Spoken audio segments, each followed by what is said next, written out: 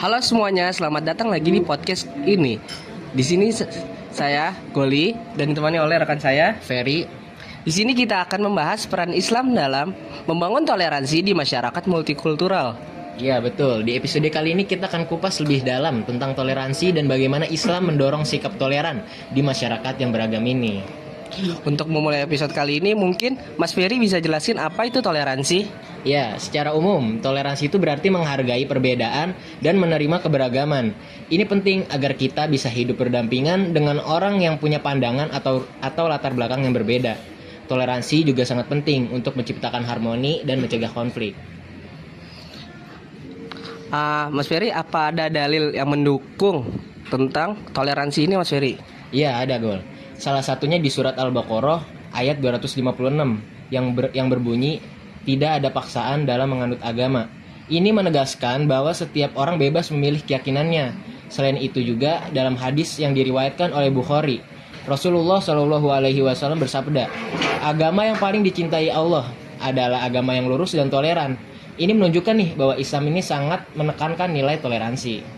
Nah, yang kita tahu nih ya Mas Ferry ya, Indonesia memiliki keberagaman suku, budaya, dan agama yang sangat luas. Hal ini dapat membawa tantangan terkait toleransi dan keberagaman. Apa aja sih isu dan tantangan terkait toleransi ini, Mas Ferry? Ya, betul Gol. Salah satu isu utamanya mungkin adalah rendahnya toleransi terhadap perbedaan agama. Meskipun masyarakat kita cukup toleran terhadap perbedaan etnis. Misalnya, banyak yang menolak pembangunan rumah ibadah agama lain di lingkungan mereka. Ini jadi tantangan besar nih dalam menciptakan harmoni antar umat beragama. Sayang sekali ya, apa adakah contoh lainnya? Ya, tantangan lainnya mungkin adalah fanatisme dan ekstremisme yang memicu konflik antar agama nih. Terkadang tindakan intoleran ini dipicu oleh hoaks atau provokasi dari pihak-pihak tertentu yang ingin memecah belah kerukunan di Indonesia. Indonesia dengan 6 agama resmi dan banyak kepercayaan lokal memang sudah mengedepankan Bhinneka Tunggal Ika. Tapi pada praktiknya, toleransi tidak selalu berjalan lancar. Contohnya, ada banyak gereja yang disegel atau ditolak oleh warga setempat. Meskipun kebebasan beragama dijamin oleh Undang-Undang 1945, namun masih banyak kasus hal intoleran yang terjadi. Bagaimana sih Mas Ferry penyebaran intoleransi di Indonesia? Oke. Persebaran ini cukup mengkhawatirkan, Gol. Menurut Setara Institut pada 2020, ada 62 kasus intoleransi seperti penolakan terhadap ibadah agama lain dan pelarangan tempat ibadah. Jawa Barat, Jawa Timur, dan Aceh. Ini adalah provinsi dengan pelanggaran terbanyak nih. Ini menunjukkan masih adanya segmen-segmen yang menolak keberagaman agama. Itu sangat mencolok ya Mas Ferry. Bagaimana sih penyebaran pesan intoleran di media sosial? Nah, media sosial nih juga menjadi masalah besar. Wahid Institute mencatat banyaknya ujaran kebencian yang disebarkan di platform digital. Ujaran kebencian ini seringkali digunakan untuk memicu konflik, apalagi menjelang pemilu nih. Ini sangat berbahaya karena bisa mempengaruhi cara pandang dari masyarakat. Jadi langkah apa sih yang kita hadapi untuk menghadapi hal ini Mas Ferry? Oke. Mungkin salah satu langkah pentingnya adalah meningkatkan kesadaran masyarakat lewat pendidikan dan dialog antar agama. Penegakan hukum terhadap pelanggaran kebebasan beragama juga harus diperkuat nih, agar tindakan intoleransi ini bisa ditindak tegas. Selain itu juga kita perlu memanfaatkan media untuk menyebarkan pesan toleransi. Betul sekali, media bisa menjadi salah satu efektif dan meredakan ketegangan antar umat beragama. Ya betul, tepat sekali. Dengan peran aktif media dan masyarakat, kita bisa mendorong terciptanya lingkungan yang lebih toleran dan harmonis. Nah Mas Ferry, setelah membahas berbagai isu toleransi di Indonesia, menurutmu bagaimana peran Islam dalam membangun toleransi di masyarakat multikultural? Nah oke, peran Islam sangat besar nih Mas Gol. Sebagai agama mayoritas, Islam ini memiliki tanggung jawab untuk mempromosikan nilai toleransi dan juga perdamaian antar umat beragama. Islam mengajarkan pentingnya saling menghormati dan menghargai perbedaan.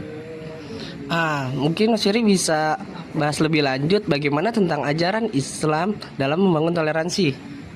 Oke, tentu. Dalam Al-Quran surat Al-Hujurat ayat 13 mengajarkan bahwa Allah menciptakan manusia dari berbagai suku dan bangsa untuk saling mengenal yang menunjukkan bahwa perbedaan adalah bagian dari kehendaknya. Hadis Nabi Muhammad SAW juga mengajarkan untuk memperlakukan orang dengan baik. meskipun mereka berbeda agama. Wah, menarik sekali ya Mas Ferry. Lalu bagaimana dengan praktik nyata umat Islam dalam membangun toleransi? Oke, mungkin salah satunya bisa dilihat dalam tradisi saling mengunjungi antar agama saat perayaan keagamaan ya. Misalnya, umat muslim mengunjungi tetangga yang non-muslim saat Idul Fitri untuk memberi salam. Umat muslim juga sering menjaga ketertiban saat umat lain beribadah seperti di pura atau mungkin gereja gitu. Nah, Mas Ferry, setelah membahas isu-isu toleransi di Indonesia, menurut Mas Ferry gimana nih dalam peran Islam membangun toleransi di masyarakat multikultural? Nah, oke. Peran Islam ini sangat besar, Mas Goli. Sebagai agama mayoritas, Islam memiliki tanggung jawab untuk mempromosikan nilai-nilai toleransi dan perdamaian antar umat agama. Islam mengajarkan pentingnya saling menghormati dan memahami perbedaan. Semua upaya yang telah kita bahas menunjukkan bahwa promosi toleransi adalah tanggung jawab bersama. Sebagai penutup, mari kita bahas langkah-langkah yang bisa diambil untuk membangun toleransi antar umat beragama. Ya tentu, membangun toleransi memerlukan komitmen dari semua pihak. Kita perlu mengedepankan dialog terbuka dan saling menghormati antar umat beragama ya. Islam mengajarkan kita untuk mencintai sesama, seperti yang ditegaskan dalam hadis Rasulullah SAW. Demi Allah, tidaklah beriman seorang hamba hingga dia mencintai tetangganya seperti dia mencintai dirinya sendiri. Hadis riwayat Bukhari. Ini menunjukkan bahwa cinta dan hormat kepada orang lain adalah inti dari keimanan. Gitu. Dengan mengikuti ajaran ini mungkin kita bisa membangun masyarakat yang lebih harmonis pastinya. Toleransi bukan hanya konsep, tapi bagian dari identitas kita sebagai bangsa yang kaya akan keberagaman. Mari kita berkomitmen untuk menerapkan nilai-nilai toleransi dalam kehidupan sehari-hari. Dengan saling menghargai dan memahami, kita bisa menciptakan lingkungan yang lebih baik bagi semua umat beragama. Ya, selain itu juga nih ya, pendidikan multikultural di sekolah sangat penting untuk mengenalkan anak-anak pada keberagaman sejak dini. Ini akan membantu mencegah konflik dan membangun kerukunan antar umat beragama di masa depan pastinya. Kita juga perlu mendorong inisiatif komunitas lintas agama seperti kegiatan sosial, festival budaya, dan dialog antar agama. Ini akan mempererat hubungan antar umat dan membangun rasa saling percaya. Ya betul Mas Goli, media juga punya peran penting nih dalam membentuk persepsi masyarakat tentang toleransi. Media harus menyebarkan informasi yang akurat dan positif agar bisa mengurangi stereotip negatif dan meningkatkan pemahaman antar kelompok tentunya. Jangan lupa peran pemimpin agama dan tokoh masyarakat, mereka harus jadi contoh dalam mempromosikan toleransi dan perdamaian di komunitasnya. Ya, sangat betul. Mari kita semua berkontribusi menciptakan lingkungan yang aman dan damai tanpa memandang latar belakang, agama dan budaya. Ingat, setiap tindakan kecil kita bisa memberi dampak yang besar. Terima kasih telah mendengarkan diskusi kami hari ini. Kami berharap toleransi yang kami bagikan tentang peran Islam dalam membangun toleransi di masyarakat multikultural dapat memberikan wawasan baru bagi kalian semua. Dari cara kita berinteraksi hingga nilai-nilai yang bisa kita manfaatkan. Toleransi memiliki dampak yang sangat besar dalam kehidupan sehari-hari. Ya, betul Goli. Kami juga telah membahas pentingnya edukasi mengenai sikap toleransi dan saling menghormati antar umat beragama ya. Dengan memahami hal ini, kita bisa lebih bijak nih dalam berinteraksi dengan orang-orang dari latar belakang yang berbeda. Ingatlah untuk selalu menghargai perbedaan dan membangun komunikasi yang baik. Jangan lupa kami juga telah menemukan beberapa pengetahuan mengenai praktik nyata dalam membangun toleransi, baik melalui dialog antar agama, kegiatan sosial maupun acara budaya. Kami harap tips-tips ini dapat membantu kalian dalam menciptakan lingkungan yang lebih harmonis dan damai.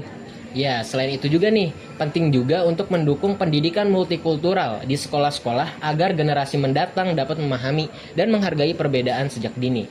Dengan cara ini, kita bisa mencegah konflik dan membangun kerukunan antar umat beragama. Ingatlah juga bahwa toleransi tidak berarti mengabaikan keyakinan kita sendiri. Seperti dalam surat Al-Kafirun, lakum dinukum waliyadin. Kamu mempunyai agamamu dan aku mempunyai agamaku. Ini menunjukkan bahwa kita bisa hidup berdampingan dengan saling menghormati tanpa harus mencampur adukan keyakinan masing-masing. Ya, mungkin sebelum kita tutup nih, kami ingin mengingatkan kalian untuk terus mengikuti kami di platform media sosial dan berbagi pendapat tentang topik yang telah kami bahas hari ini. Kami sangat menghargai setiap masukan dan saran dari kalian tentunya. Sampai jumpa di episode berikutnya di mana kita akan membahas topik menarik lainnya. Ya, jangan lupa untuk tetap semangat dan berkomitmen pada nilai-nilai toleransi dalam kehidupan sehari-hari. Sampai jumpa lagi dengan saya Goli. Dengan saya Ferry. Jangan lupa minum Fresh ya setiap hari.